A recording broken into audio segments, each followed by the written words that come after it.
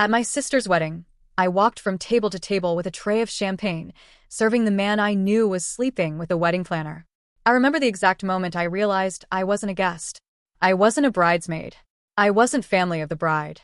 I was staff. My mother handed me a black dress and an apron 2 hours before the ceremony and said, "It'll save us money. You're good with events anyway, and you're not in any of the formal photos." That was the first crack that turned into a full break. I'm the older sister. I'm 31, my sister, Jenna, is 28.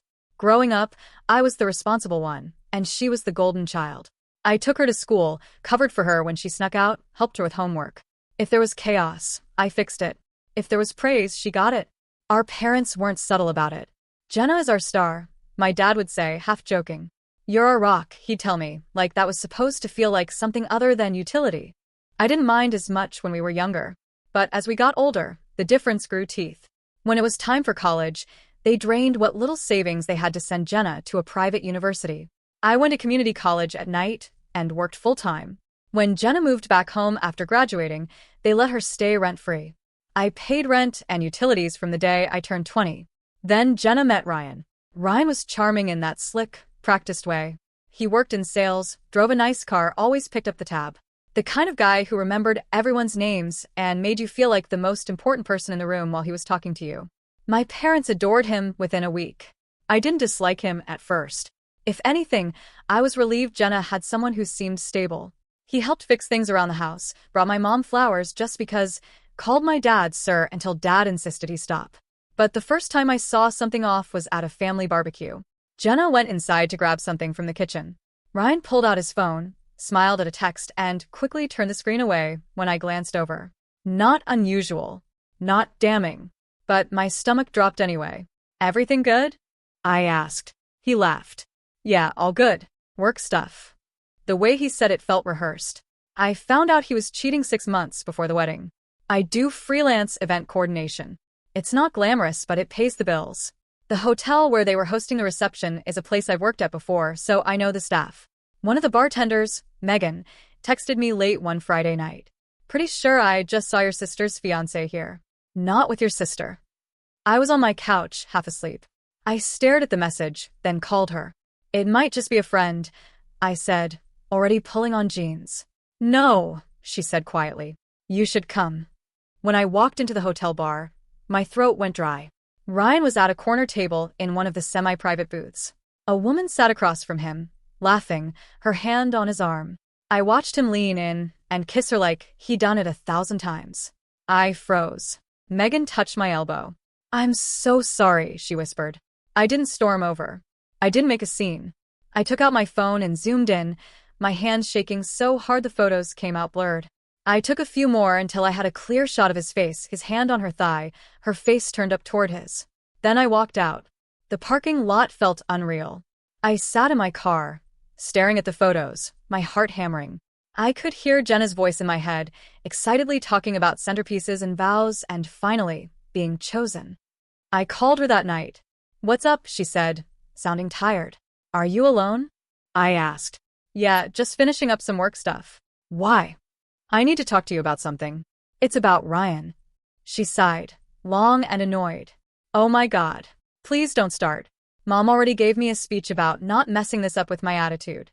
"What attitude?" "This thing you do," she snapped. "You look for problems. You're always trying to protect me from everything and, honestly, it's exhausting. I'm happy. Can you just be happy for me for once?" The words hit harder than I expected. "I'm not trying to ruin anything," I said softly. Whatever it is, can it wait?" she cut in. "I've had the longest day. I can't deal with drama right now. Talk to me about it this weekend, okay?" She hung up before I could answer. I stared at my phone, then at the photos. For the first time in my life, I didn't clean up the mess right away.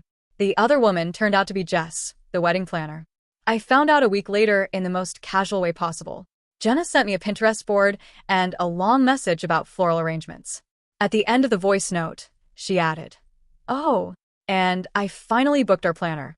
Her name is Jess. She's incredible. So on it. You'll love her." My chest tightened. I texted Megan.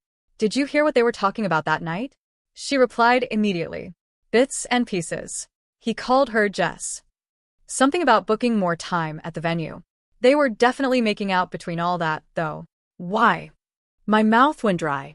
I didn't tell Jenna. Part of it was self-preservation. I knew how it would go. She'd deny. He'd flip it. My parents would call me jealous. It had happened in smaller ways for years. My concerns turned into "you're overreacting." I was tired of being the emotional trash can of this family. But part of it was ugly. They had built this whole narrative around Jenna being special and me being useful. And now here was something that could shatter her perfect life. I sat with the knowledge like a burning coal in my hand. I didn't use it. Not yet. Instead, I collected evidence. Every time I worked an event at that hotel, I checked the bar, the lobby, the parking lot. Twice more, I saw Ryan and Jess together. Once, as they walked out of the elevator laughing, his hand on the small of her back. Once, as they slipped into his car, kissing against the door. I took photos, screenshots, dates, times. I felt sick every time. Then I put everything into a folder on my laptop called Contract Templates. 2 weeks before the wedding, my mom called a family meeting. I thought maybe she'd found out. Maybe someone had seen something, or Jenna had noticed something off. No. She sat us down at the dining table and laid out a binder full of vendor invoices, seating charts, and budgets.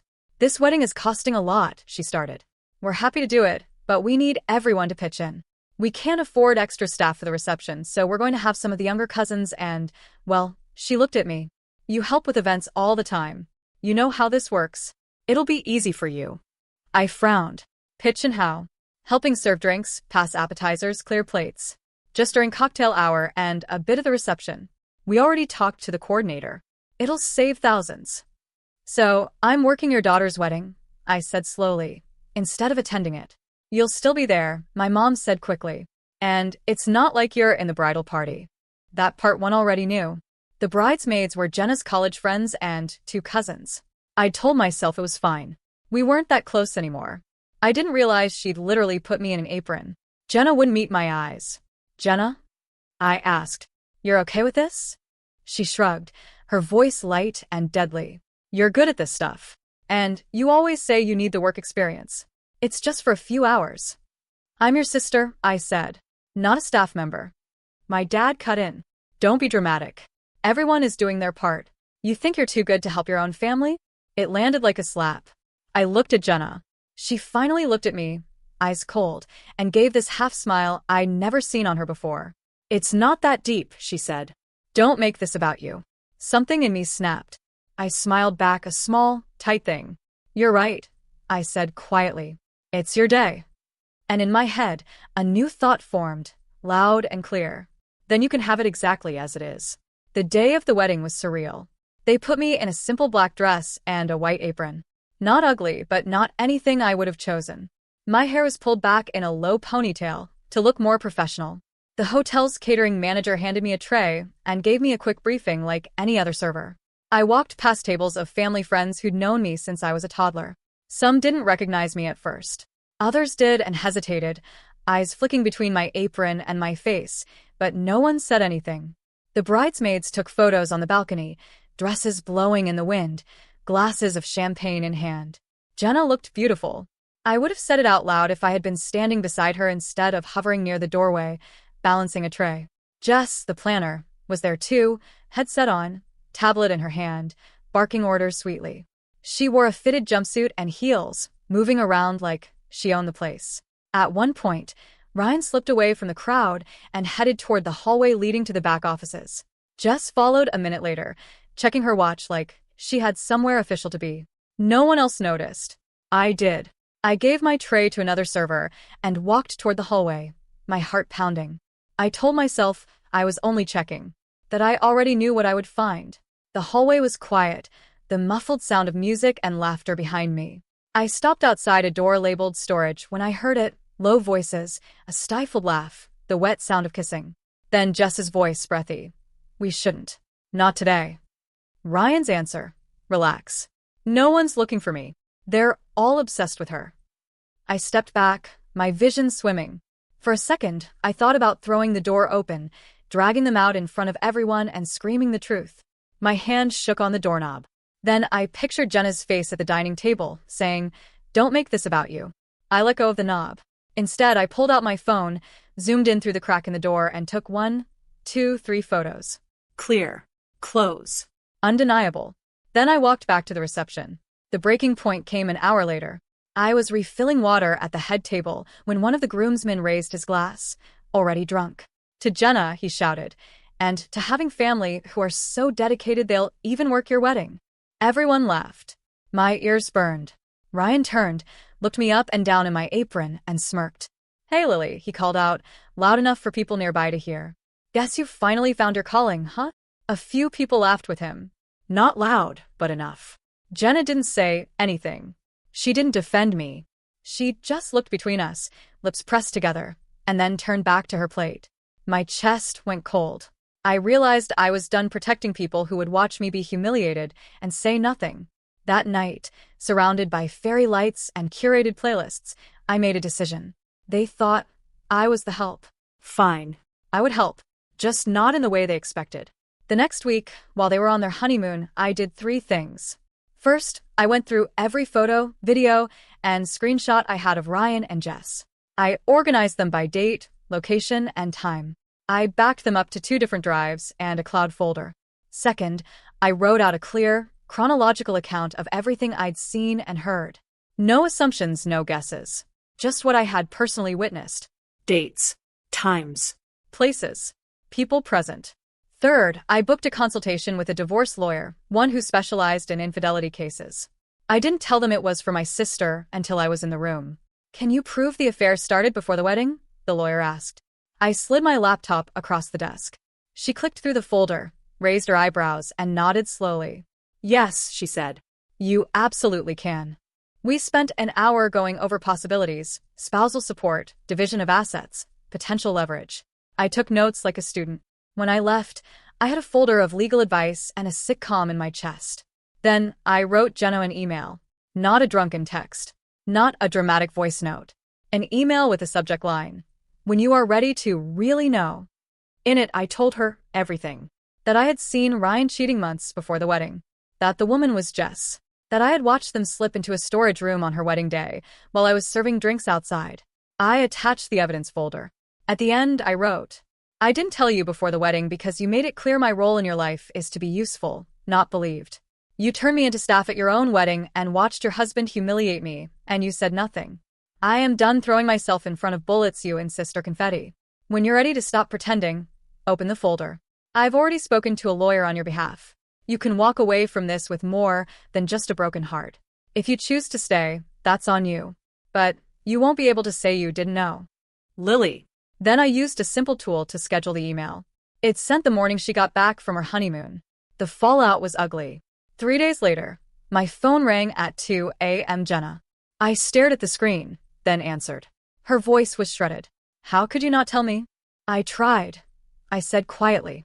"You told me you were tired and that I was looking for problems." "That was months ago," she screamed. "You let me marry him. You made me serve drinks at your wedding," I said. I kept my voice level. "You let him mock me in front of everyone. You've made it very clear who I am to you. I was not going to set myself on fire again for people who left me in the ashes last time." There was a long silence. Just her breathing hard. Then, quieter. "Is it true?" "All of it." "Yes." "Jess." Her voice cracked on the name. "Yes." I heard a sound on her end, like something being thrown, then muffled sobbing. And then the second twist, one I did not see coming. "I thought so," she whispered. "I didn't know about before the wedding, but after, he kept disappearing during the honeymoon. Always taking calls. I saw her name pop up on a screen once, but he said she was just checking in about invoices." "So, why did you call me?" I asked. "Because," she said, voice hardening, "I'm not staying. And if he wants war, I'm going in with ammunition." For the first time in a long time, I heard something in her voice that sounded like me. The next few weeks were a blur of lawyers, meetings, and paperwork. Ryan acted shocked at first, then furious, then pathetic. He called me, of course. "You vindictive bitch," he spat over the phone. "You've always been jealous. Couldn't stand that someone actually chose your sister." "You chose more than just my sister," I said. "You chose the wedding planner, and the hotel bar, and the back seat of your car in the parking lot. I didn't make those choices for you. You ruined my life," he hissed. No, I said. You did. I just stopped covering for you. He tried to convince my parents I'd fabricated everything. They believed him for about 5 minutes, until Jenna played them the compiled photos, videos, and screenshots on their living room TV. My mom cried. My dad went quiet in that dangerous way. For once, no one looked at me and said I was overreacting. The lawyer used the timeline I'd built to negotiate aggressively. Because Jenna could prove the affair started before the wedding, it strengthened her position regarding the prenup and financial agreements. Ryan ended up signing terms that left him with far less than he expected. Jess lost the venue's contract when they found out she'd been having an affair with a client during events on the property. Megan told me she hasn't worked there since. Jenna moved back in with our parents for a while. The house was weirdly quiet. We didn't talk much at first. But one night, I came by to drop off some documents from the lawyer, and she stopped me at the door. "Do you hate me?" she asked. I thought about the apron, about the head table, about her silence when Ryan mocked me. "I hated who you were letting yourself be," I said honestly. "Someone who would burn me to keep everyone else warm." Her eyes filled with tears. "I'm sorry," she said. I don't know what I thought. That you'd always be there. That you'd fix things like you always do." "I did fix it," I said.